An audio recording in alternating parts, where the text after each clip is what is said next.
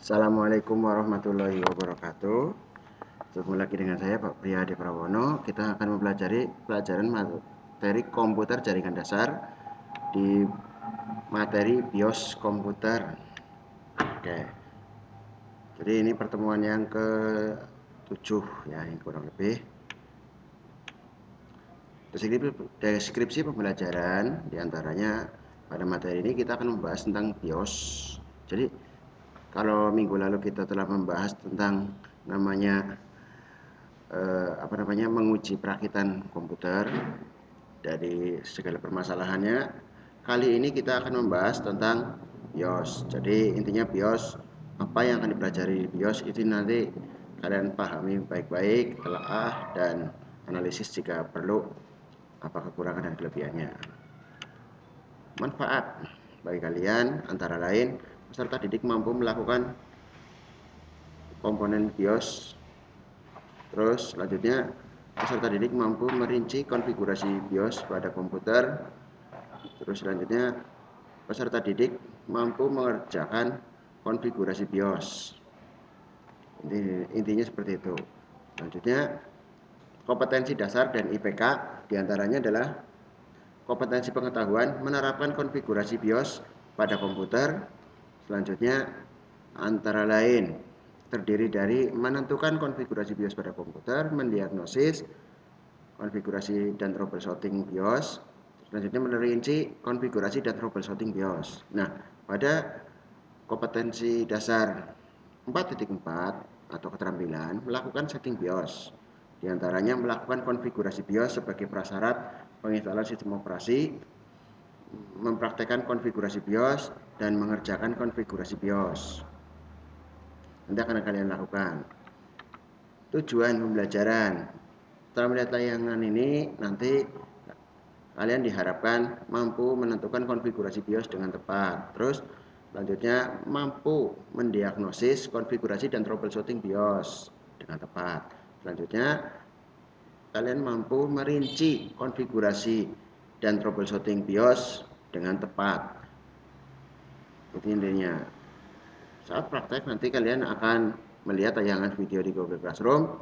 Kalian mampu mengkonfigurasi BIOS sebagai prasyarat penginstalan sistem operasi. Jadi nanti ada hubungannya dengan materi yang akan datang. Jadi jangan sampai kalian tidak melaksanakan. Selanjutnya adalah melakukan discovery learning. Nah, ini karena kita belajarannya adalah berdasarkan discovery learning. Bapak mengharapkan kalian berpikir kritis, berkolaborasi dengan teman. Selanjutnya tetap menanamkan sifat-sifat religius di diri kalian sendiri dan kerjasama dengan teman, kreatif, disiplin, dan gotong royong. Jangan malas-malasan, itu nggak bagus. Tujuan yang selanjutnya adalah memecahkan masalah. Jadi kalian nanti akan mengerjakan konfigurasi BIOS dan mampu menyimpulkan langkah-langkah pengaturan BIOS untuk instalasi sistem operasi dengan benar. Jadi tidak sulit sebenarnya, hanya kalian harus memahami banget. Nanti kita belajar bersama. Kalau bingung bisa kalian tanyakan ke Bapak. Petunjuk belajar ini untuk kalian diharapkan membaca dan memahami dulu materinya. Jangan langsung to the point ke tindakan apapun. Selanjutnya dapat jika kurang jelas pada materian, kalian bisa bertanya kepada saya jika bingung lewat WA atau apapun aplikasi yang kalian miliki. Kalau Bapak punya, insya Allah tak balas. Terus tugas, diskusi, dan materi-materi yang dibahas pada setiap kegiatan tolong dikerjakan sebaik mungkin. Itu untuk kalian sendiri. Dan jika mengalami kendala, bisa tanyakan ke Bapak. Nah, sekarang kita masuk ke materi. Mungkin ada yang mau ditanyakan sebelum pelajaran. Nanti bisa ditanyakan di WA kalau memang malu. Pertama adalah pengertian BIOS. BIOS adalah singkatan dari Basic Input Output System. Merupakan suatu software yang ditulis dalam bahasa assembly yang mengatur fungsi dasar dari perangkat keras hardware komputer. Itu intinya.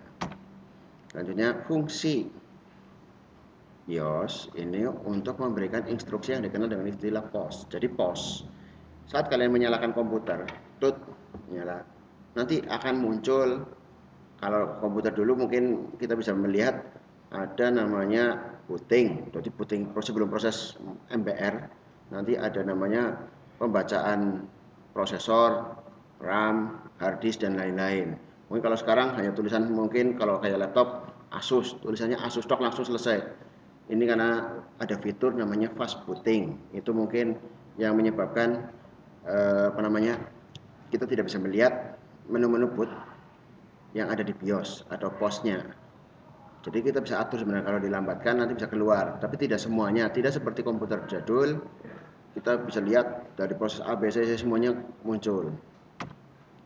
Cara kerjanya adalah dengan proses inisialisasi, di mana proses ini kita bisa melihat jumlah memori yang terinstal, jenis hard disk dan kapasitasnya. Intinya seperti itu. Jadi semuanya nanti bisa dilihat di situ. Hardware yang terinstal di komputer, yang ada di komputer apa saja itu tidak ketahuan. Macam-macam BIOS. Yang pertama, sebelum kita masuk ke macam-macamnya adalah kita tahu cara masuk ke BIOS. Mungkin kalau kalian pernah lihat ada tulisan press any key, F2 atau delete. Nah, ini adalah cara masuk ke BIOS. F2 atau delete. Jadi masuk BIOS itu ada dua cara, delete atau F2. Untuk model-model tertentu mungkin seperti kemarin saya pernah lihat itu model Lenovo atau Dell, itu mungkin ada tambahan FN F10 atau yang lain lah. Kayak Toshiba kalau nggak salah pakainya Escape. Jadi tombol di keyboard ESC itu untuk masuk ke BIOS. Terus macam-macam BIOS. Nah, mungkin ini yang paling dekat lah, kalian mungkin banyak yang kurang paham apa saja. Pertama adalah AMI BIOS, Award, dan Phoenix.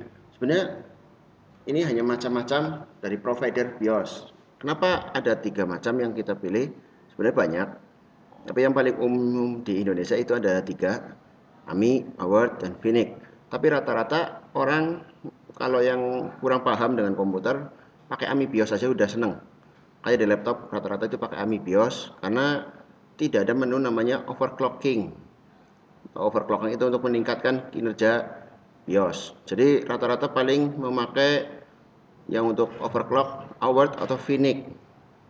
Di TKJ ada satu itu kalau nggak salah merek Award untuk BIOSnya, jenisnya Award. Itu adanya untuk overclocking. Itu satu-satu, ada bukan satu-satunya sih. Yang baru dipakai satu itu ada 5 komputer semuanya. Baru satu yang bisa diperlihatkan ada di lab 3 itu. Nah, ini Award BIOS. Itu bisa untuk overclocking, tapi kita tidak perlu belajar overclocking banget karena resiko yang ditimbulkan oleh overclocking itu lebih mengerikan. Seperti memperpendek usia komputer. Ini yang sering banget terjadi. Jadi hati-hatilah di sini. Saat kalian overclocking, biasanya kita harus menambahkan namanya kipas, power supply ditingkatkan, misalkan 400 jadi minimal ya 600 atau 500 lah antara itu. Kenapa? Itu membutuhkan daya juga yang besar, terus pendingin yang juga harus bagus, terus pasta harus kita ganti. Mungkin karena pasta itu juga beresiko banget kalau misalkan panasnya berlebihan, melebihi ambang batasnya dia bisa mengering. Oke, selanjutnya bunyi kesalahan pada BIOS. Nah, saat kalian belajar BIOS mungkin kalian belum tahu BIOS seperti apa. Kalau di laptop mungkin kita bisa tahu ada namanya bunyi bip satu kali. Kalau di komputer lab itu saya juga bingung pertamanya pas mempraktekkan tentang BIOS. Komputer tidak ada yang bunyi satupun. Ternyata soundnya di casing tidak ada semua. Saya juga bingung kenapa belinya yang seperti itu. Itu kalau nggak dipasang, tapi saat dipasang ternyata nggak bunyi juga. Mungkin ada malfunction pada casingnya. Jadi kalau di laptop kita bisa tahu seperti bunyi dut. Nah, itu tandanya komputer tidak ada masalah apapun. Ini mungkin harus kita pelajari banget untuk kalian. Jangan sampai bingung saat bunyi bip satu kali dut. Itu normal, jangan lebay. Oh Pak, komputer saya rusak. Bukan, itu normal. Terus yang kedua, bunyi bip panjang satu kali. Tut. Nah, contohnya seperti itu. Ini mungkin terjadi karena salah satunya adalah memori. Kita bisa cek memorinya mungkin bermasalah. Kita cukup ambil RAM-nya, bersihkan RAM atau port RAM-nya, tempelkan lagi, selesai seperti itu. Terus bip satu panjang, tut, tit. Nah, ini ada dua bunyi sebenarnya, panjangnya pendek, panjang dan pendek, sorry. Ini biasanya kita analisis adalah RAM.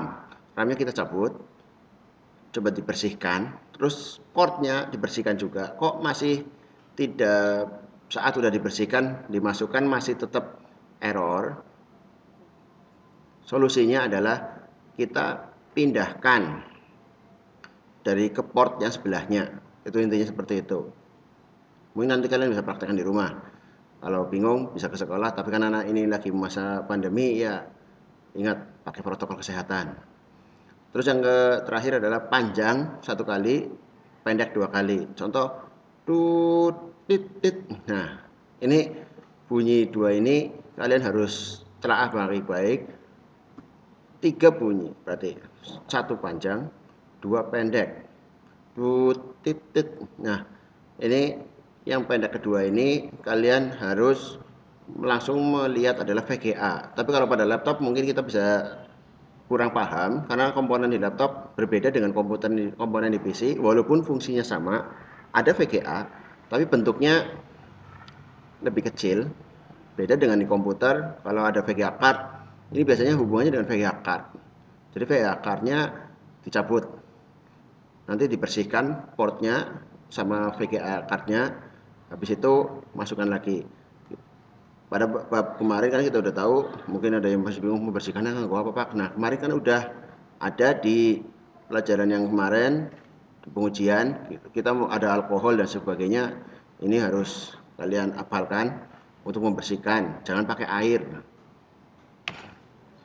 Oke, terima kasih.